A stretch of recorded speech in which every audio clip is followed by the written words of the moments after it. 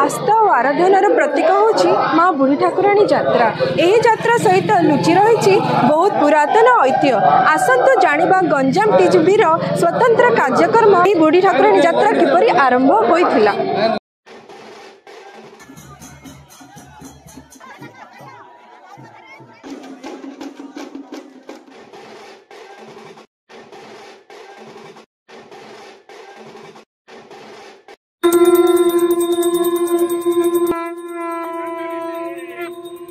माँ बुढ़ी ठाकुराणी यात्रा सहित जड़ित हो रही अनेक पौराणिक ऐतिह्य। आज आधुनिक छापर स्पर्श भी पौराणिक किंवदंती रीतिनीति अनुसार चली आसुची माँ सान्ताणी यात्रा। किंवदंती अनुसार राजा शासन पूर्व ही ब्रह्मपुर ठाकुराणी ग्रामदेवी रूपे ब्रह्मपुर रे पूजा पे आसुथिले। माँ बुढ़ी ठाकुराणी लोकंकर आस्था और विश्वासर प्रतीक थिले। राजा दाक्षिणात्य संपर्क जोगु वर्तमान प्रचलित प्रसिद्ध ठाकुराणी यात्रार आरंभ बोली मान्यता रही। महुरी राजा कृपासिंधु नरेंद्र देव समय दाक्षिणात्य राजा महेंद्री राजा उभय राज्य मध्य थिबा संपर्क को निबिड़ करथिले। एही समय महेंद्री राज्य रे घट यात्रा अनुष्ठित होइथिला। यात्रार मुख्य थिले देवांग डेरा संप्रदाय तथा आजिर खंडपाटर सेनापति देशी बेहेरा। सेही दिन ठारू माँ को बापा भावे देशी बेहेरा यात्रा परिचालना करिथांती। आउ कौन रही तथ्य जानतु संस्कृति गवेषक डॉक्टर ऋषिकेश पाणिग्राही ठारू।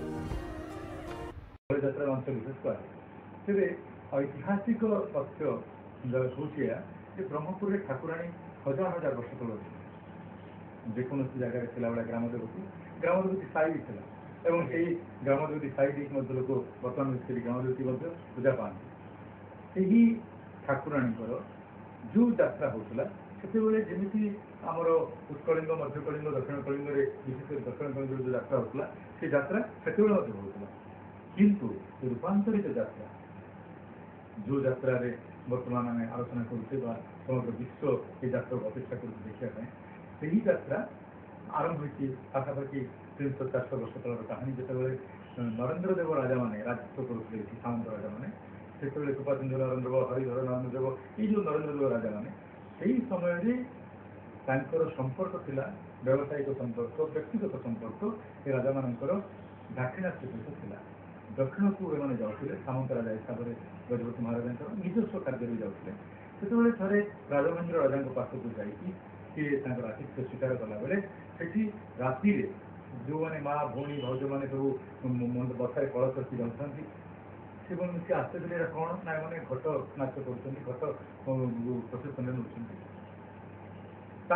सका राजा को पढ़ो तर्क जो गोटे चकमकिया पोशाक मुझे पिंधि ब्रह्मपुरी पाठ से गोटे पोशाक देले से पोशाक ओढ़णी देले उपढ़ौकन देले उत्तरीय देले से देखिए राजा कहते चकमकी देखी नी सी कौन एटा ना जो महिला माने गत काली राति आपणकर नाची नाची माँ को कलसी नहीं जाऊे वस्त्र वंशर परंपरा लोक मैंने ही कर वस्त्र से अनुरोध करते राजमहेंद्र राजा को धरिकी आसते ब्रह्मपुर अस्थायी रूपे ब्रह्मपुर राजा साहि जो राजधानी थी महुरी राजा से जगह नाला छोट सहर बहुत वर्ष तलर सी गोटे तंबू पकईकि गोटे डेरा पकईकि रखिले। एमाने जदिओ देवांग वंशर देवांग ऋषिंकर वंशज देवांग ऋषि होती जो मैंने हस्ततंत्र बुणा कार्य करते इष्टदेव ऋषि देवांग देवांग ऋषि